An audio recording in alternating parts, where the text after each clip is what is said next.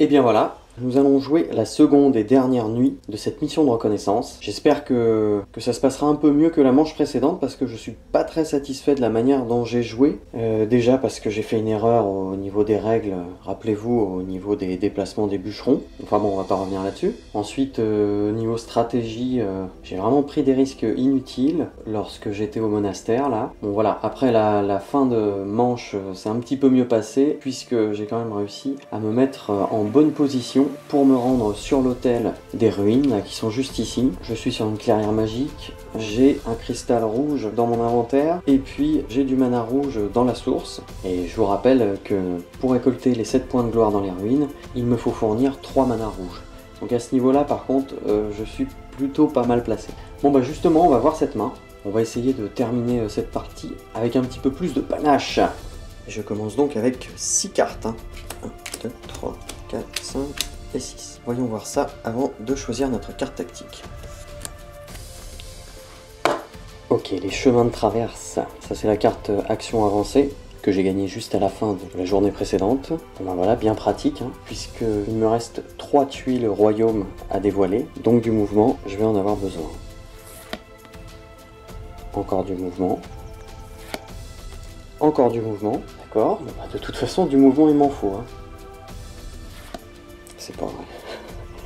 Célérité, mouvement ou attaque à distance. La boule vivifiante, ok. Et l'endurance givrée, la carte spécifique de Tovac. D'accord. Franchement, c'est plutôt pas mal. Ça me va bien. Bon, d'abord, je vais choisir ma carte tactique. Numéro 1. La longue nuit. Une fois pendant cette nuit, si votre deck joueur est épuisé, vous pouvez mélanger votre défausse et remettre 3 cartes au hasard dans votre deck. Ça franchement, j'ai déjà hésité la nuit dernière à la prendre celle-ci. Vu que c'est la dernière nuit, je pourrais être amené à avoir besoin de rallonger mon tour si je peine un peu à trouver cette fameuse cité. Celle-là, ça me branche bien ça. Préparation. C'est-à-dire que j'ai besoin de mouvement, mais j'en ai donc celle-ci non. Provision. Franchement, c'est pas inintéressant ça, mais pas là. Je crois que la longue nuit, ça me plaît bien. Puis c'est une petite ref à Game of Thrones. Ouais, je prends cette carte, histoire d'être sûr d'avoir suffisamment de temps pour découvrir la cité. On va mélanger les 3 cartes qui restent. Et Norovas va choisir cette carte. Ok, j'ai choisi la longue nuit, carte tactique numéro 2. Lui c'est la numéro 6. C'est donc moi qui ai l'initiative pour cette dernière manche. Donc, refaisons un petit tour de ma main. Franchement, j'ai plein de mouvements. C'est plutôt ce qu'il me fallait. Je pense que ce que je vais faire va être assez simple. Puisque je suis là, je vais dévoiler une nouvelle tuile juste avant de me rendre dans les ruines. Et évidemment, si je découvre la tuile avec la cité, ceci est mon dernier tour. Alors comment je vais faire tout ça? Pour dévoiler une nouvelle tuile, j'ai besoin de 2 points de mouvement. Et pour me rendre dans les ruines, j'ai besoin de 3 points de mouvement. 5 points de mouvement. Sachant que je vais utiliser un mana rouge pour mettre sur l'autel à l'intérieur des ruines. J'essaie d'utiliser tout ça sans gaspiller de mana. Alors cette carte avancée, qu'est-ce qu'elle fait déjà exactement? Le mouvement de tous les terrains est réduit de 1. Ah non mais je suis en forêt. Ah non non non non. Oulala, c'est la nuit et je suis en forêt. Non, il me faut un mouvement de 5 pour aller dans les ruines. Alors on reprend. J'allais faire une bêtise encore. Donc là ça change tout quand même. Je vais partir du principe que la prochaine tuile ne sera pas la tuile avec la cité. Donc je vais essayer de me garder des cartes au cas où j'ai une petite forteresse ou un monstre errant à éliminer au prochain tour. Donc ça quand même, vu que j'ai du mana vert dans la source, celle-ci je vais donc essayer de l'utiliser au prochain tour. Si j'utilise ces 3 cartes-là, j'ai 6 points de mouvement. Et en tout, il m'en faut 7. 2 pour révéler une nouvelle tuile et 5 pour me déplacer sur l'autel. Donc il me manque une carte. Alors que si j'engage mes bûcherons, là j'ai 2 points de mouvement et en plus je n'ai plus besoin de 7 points de mouvement en tout, mais 6 seulement. Donc ce qui voudrait dire 2, 4 et 6 avec mes bûcherons en plus. Comme ça, je réussis à aller dans les ruines jusqu'à l'autel sans dépenser le moindre mana, ni dans la source, ni dans mon inventaire. Et je vais faire ça. Je vais donc révéler une nouvelle tuile. Je vais faire ça. c'est non sans une certaine émotion, puisque effectivement peut-être que la mission de reconnaissance va s'arrêter tout de suite. On va voir ça. Tovak donc a beaucoup exploré, il sort un petit peu de la campagne et arrive à un endroit qui ressemble de plus en plus à un royaume, et il continue d'aller encore un petit peu plus loin pour voir si cette fameuse cité n'est pas en fait juste à côté. Mais avant tout, puisque je commence mon tour sur une clairière magique, grâce à l'imprégnation magique, je gagne un jeton mana noir pour ce tour. J'engage donc mes bûcherons, qui connaissent la forêt comme leur poche, et me permettent ainsi de gagner du temps en réduisant le coût de mouvement dans les forêts de 1 point pendant ce tour, tout en m'offrant 2 points de mouvement. Ces 2 points de mouvement, je vais déjà les utiliser pour révéler une nouvelle tuile.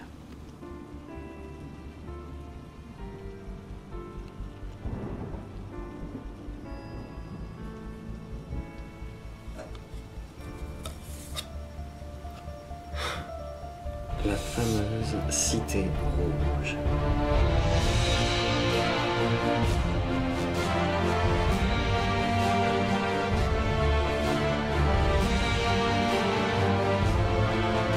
Voilà, la mission est accomplie.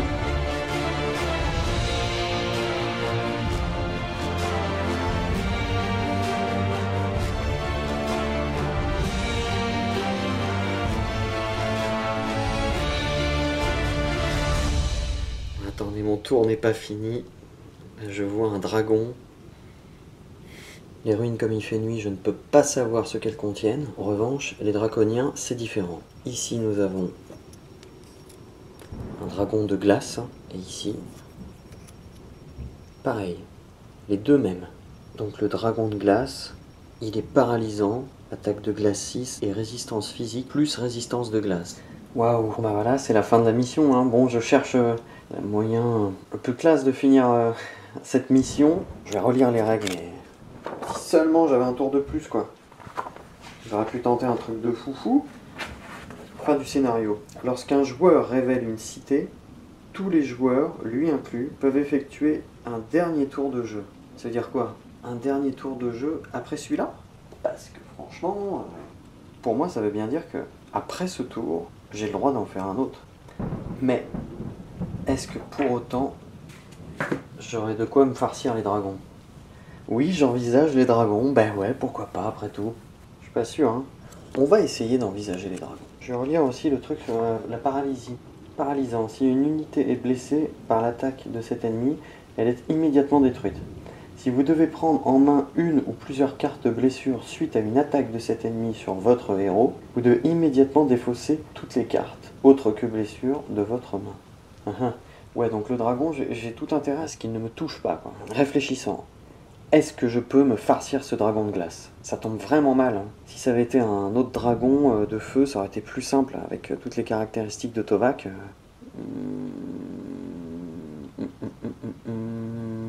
Et si je faisais une espèce de méga attaque à distance?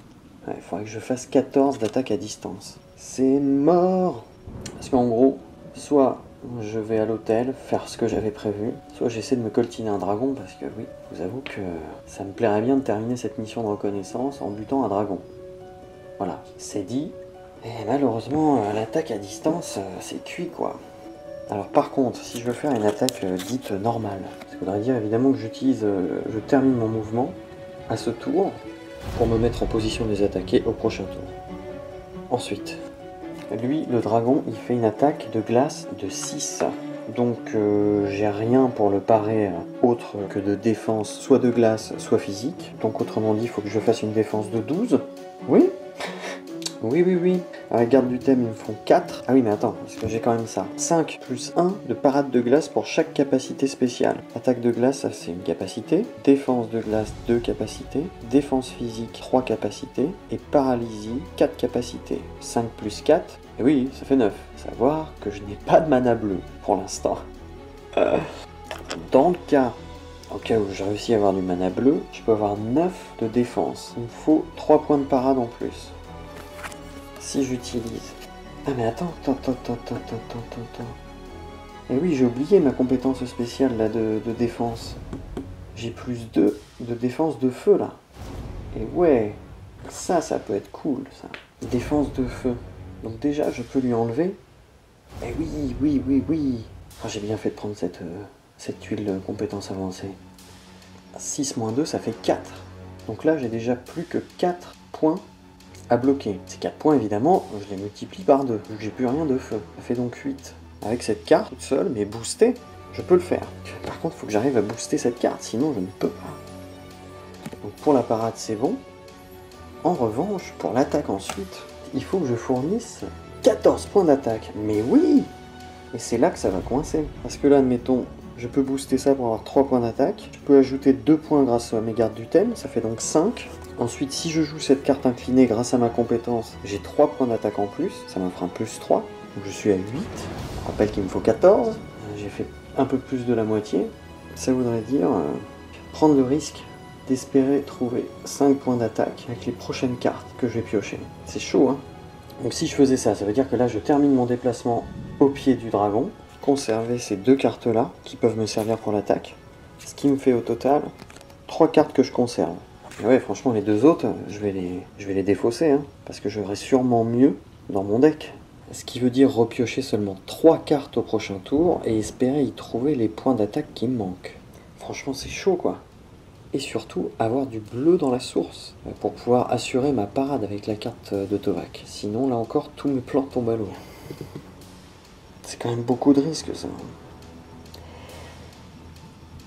Je crois qu'on va le prendre ce risque. Écoutez, pour terminer cette partie, on va prendre un gros risque. Enfin, non, pour terminer cette partie, on va prendre un petit risque. On va essayer de s'approcher du dragon pour voir un petit peu ce qu'il a dans le ventre. Autrement dit, pour voir quelle main je vais avoir une fois arrivé devant lui. Et si j'ai pas ce qu'il faut pour le tuer, je tenterai de repartir aux ruines pour aller chercher ces points de gloire qui m'attendent là-bas. On va faire ça, je pense que c'est bien à l'image de toute la partie. C'est-à-dire une stratégie sur le fil. Mais moi j'aime bien. J'ai pas envie de terminer en jouant la sécurité. Je sais pas. Je trouve pas ça très chevaleresque. Je trouve pas ça très Tovak, quoi. Donc on va faire ça, je vais m'approcher et je vais essayer de défausser le plus de cartes possible. Je suis encore en train de réfléchir parce que j'espère secrètement trouver le mur de flamme. Parce que ça, si j'avais le mur de flamme là, je pense que ça changerait pas mal de choses. Allez, on va faire ça. On va aller renifler le cul du dragon. Bah oui. Et je joue donc un mouvement de marche que je booste au mana vert pour avoir 4 points de mouvement.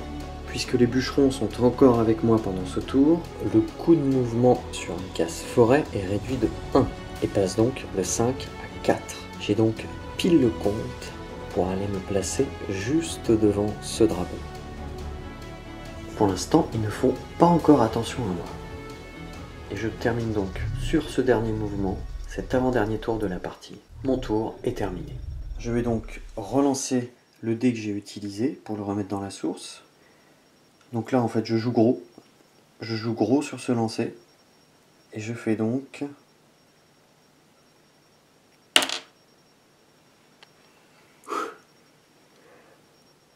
Yes.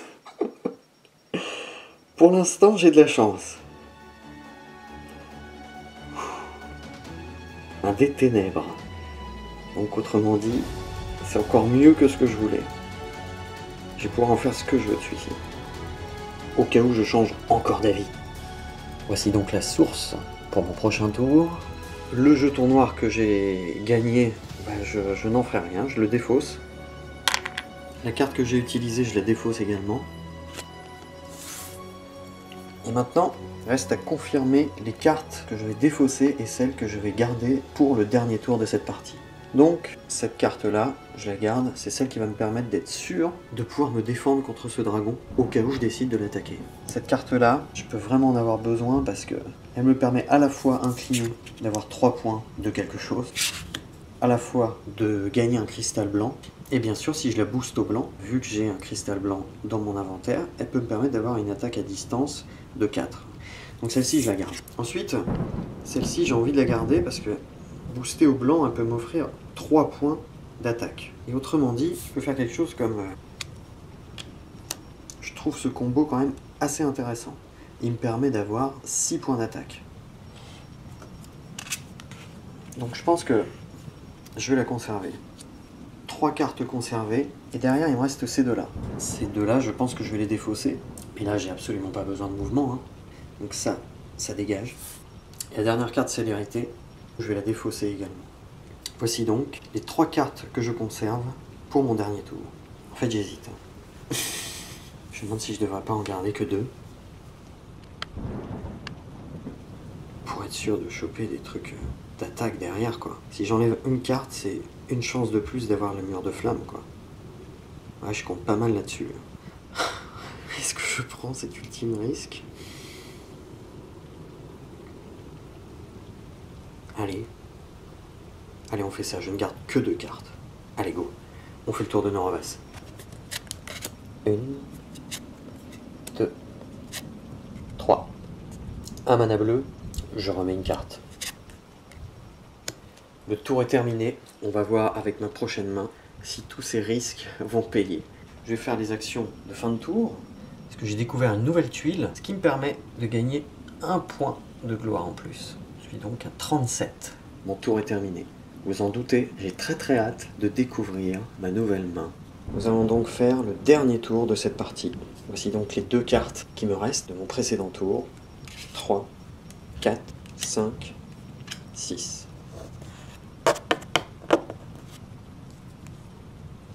D'accord.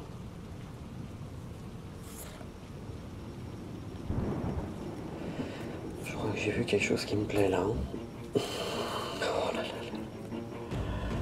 Le mur de flamme.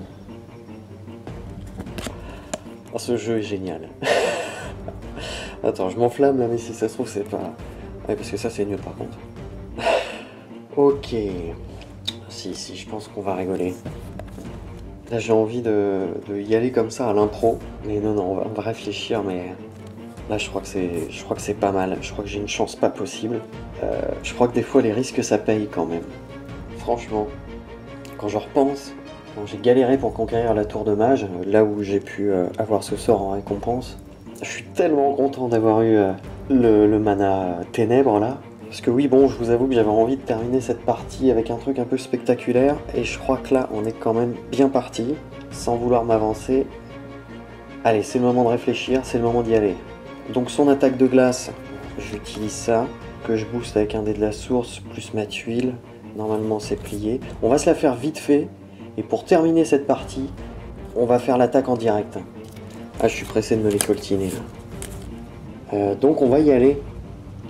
J'annonce donc que je rentre au combat. Allez, ce bon vieux Tovac, après presque 2 jours et 2 nuits, avoir parcouru et exploré ce territoire inconnu, découvre finalement la Cité Rouge. Et non content de cette découverte, il décide d'aller défier le dragon de glace posté juste devant. Lorsqu'il arrive, Tovac doit bloquer l'attaque de glace de puissance 6 qu'il se reçoit en pleine face, le souffle glacé que lui envoie le dragon. Pour ça, je joue ma nouvelle compétence avancée, grâce à laquelle je peux fournir une parade de feu de 2. L'attaque de glace de 6 est donc réduite à 4. Mais puisque je n'ai plus aucune parade de feu, ces 4 points d'attaque sont multipliés par 2. Je dois donc à présent fournir une parade de 8. Pour ceci, je joue la carte spéciale de Tovac, l'endurance givrée, que je booste avec un mana ténèbres que je transforme en bleu. Ce qui me permet d'avoir une parade de glace de 5, plus 1 point de parade de glace pour chaque capacité spéciale, couleur d'attaque ou résistante présente sur le jeton ennemi bloqué. On l'a vu, le dragon de glace possède 4 capacités spéciales. Grâce à cette carte, Tovac obtient donc 9 points de parade, là où il lui en fallait 8. L'attaque du dragon de glace est bloquée. Et à présent, c'est au tour de Tovac d'attaquer. Je joue donc le mur de flamme, que je booste avec un mana rouge trouvé dans mon inventaire, qui me permet d'avoir une attaque de feu de 5. Le dragon n'est pas résistant aux attaques de feu. Grâce à ce mur de flamme, j'enlève donc 5 points à son armure de 7. Le dragon n'a plus que 2 points d'armure. Celle-ci étant résistante aux attaques de glace et aux attaques physiques, ne possédant plus aucune attaque de feu de mon côté. Ces 2 points restants sont donc à multiplier par 2 et je devrais donc fournir 4 points d'attaque pour finir de le vaincre. Après avoir considérablement affaibli le dragon grâce au mur de flamme, Tovak appelle les gardes du thème à la rescousse. Ces derniers se ruent sur le dragon avec une attaque de 2. Je n'ai plus que 2 points d'attaque à fournir. Le dragon est à l'agonie, il est presque mort. Enfin, Tovak s'approche pour donner le coup de grâce avec une attaque physique de 2. Grâce au mur de flamme, aux gardes du thème et à une dernière attaque physique de Tovak, le dragon est mort. Tovak a pleinement rempli sa mission. L'ennemi tombe, le dragon est éliminé. Voici donc la dernière victime de Tovak.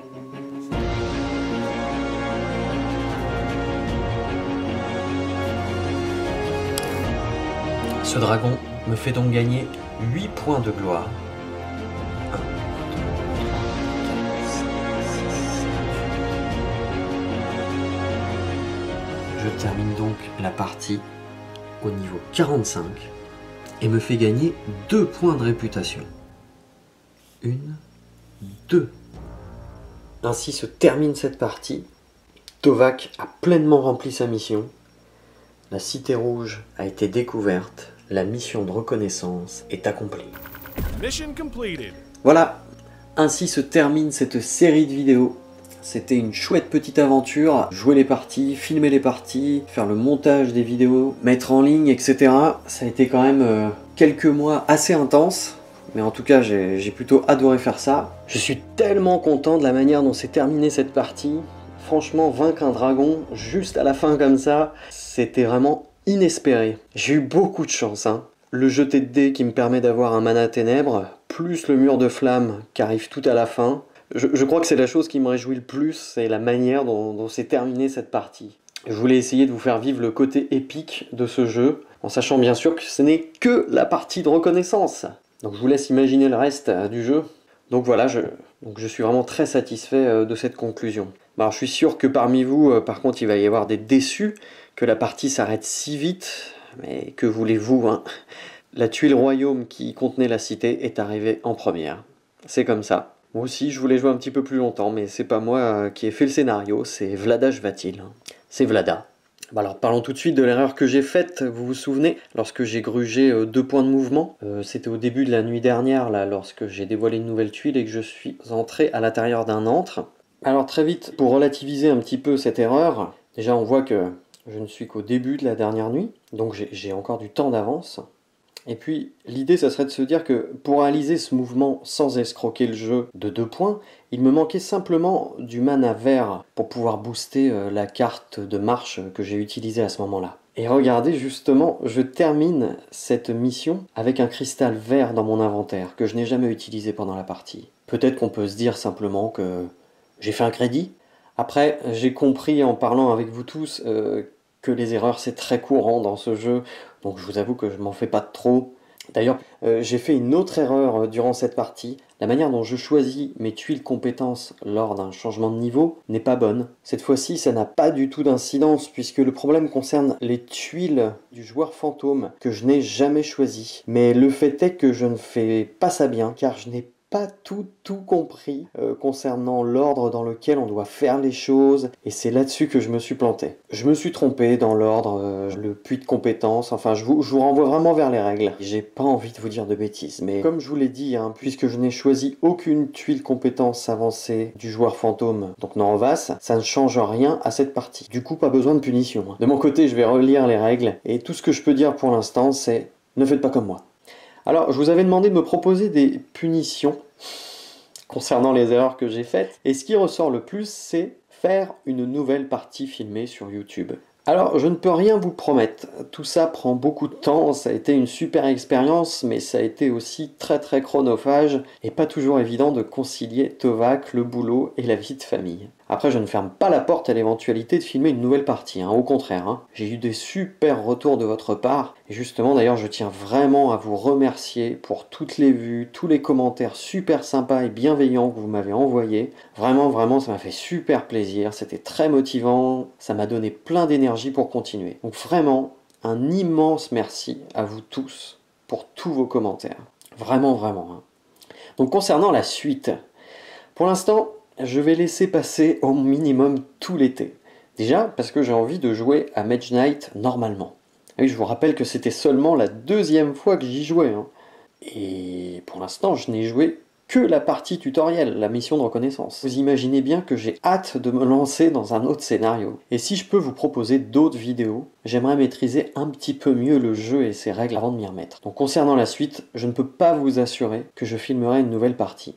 Mais à ce niveau-là, j'essaierai de vous donner des nouvelles à partir de septembre. Après, pour être honnête, je suis désolé de faire un petit peu mon youtubeur de base, mais si je vois que la chaîne continue d'avancer doucement ou pas, que les abonnements continuent, vraiment, ça va m'aider à m'y remettre. Bon, donc pour tous ceux qui découvrent Tovac au moment où toutes les vidéos de la mission de reconnaissance sont terminées, sachez que ça sert toujours à quelque chose de s'abonner si vous avez envie de voir une nouvelle partie filmée. Hein. Même si je ne publierai rien pendant un moment, je viendrai toujours voir comment se porte la chaîne, les commentaires, etc. Voilà, enfin, avant de se quitter, j'aurais une dernière question à vous poser. Si je filme une nouvelle partie, quel scénario voudriez-vous que je fasse? En sachant que je n'ai que la boîte de base hein, pour l'instant. J'ai pas la version Ultimate. En tout cas pour l'instant. Du coup, voilà, ma question, elle est simple. Quel scénario vous auriez envie que je filme pour une future série de vidéos? Pour les accros de l'extension, je vous propose de mettre un scénario de la boîte de base, plus un scénario d'une extension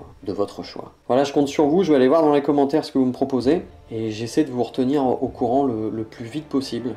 Alors encore merci pour votre soutien, vos commentaires très sympas, et j'en profite pour saluer Lucky, Sbirlobo de la communauté Mage Knight francophone, qui m'ont bien aidé lorsque j'avais des doutes sur les règles, vraiment merci à eux. Session solo pour les partages, et Trigan simplement pour l'inspiration. Je mets tous ces liens en description.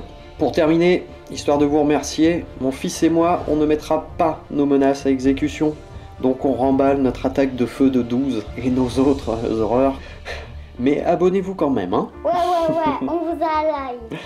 Je vous souhaite de kiffer vos futures parties de Mage Knight comme j'ai kiffé celle-ci. A bientôt. Salut les mages. 2 jours et 2 nuits. Voici le temps dont Tovac dispose pour aller localiser la capitale d'un territoire inconnu. Pas besoin de conquérir cette cité, il doit juste la trouver. Bienvenue dans Mage Knight, la mission de reconnaissance. Abonnez-vous.